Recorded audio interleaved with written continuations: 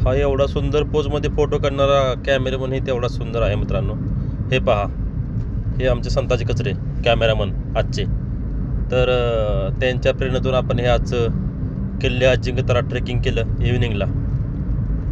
आपला वर्कआउटचा 79वा दिवस होता आणि हा सुंदर असा ट्रेक आपण पूर्ण केला आज इव्हिनिंगला. आणि हा समोर दिसतोय आपल्याला तोच आहे अजिंक्यताऱ्यावरून दिसणारा सज्जनगडचा व्ह्यू. आणि आहे समोर आहे अजिंक्यतारा. जबरदस्त असा व्ह्यू. हे अजिंक्यताऱ्याच्या पश्चिम आणि दक्षिण बाजूस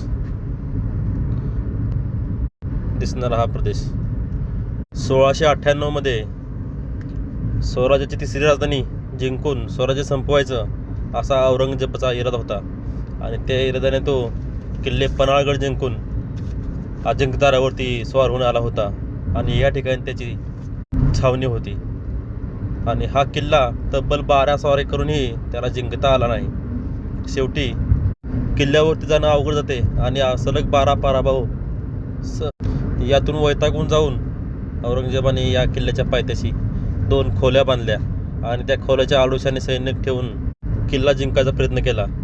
आणि तरीही किल्ला जिंकता येत नाही हे पाहून चिडून जाऊन त्यांनी शेवटी त्या ज्या बांधलेल्या 2 खोल्या आहेत त्या खोल्यामध्ये जिलेटिन भरून त्या खोल्या उडवून दिल्या.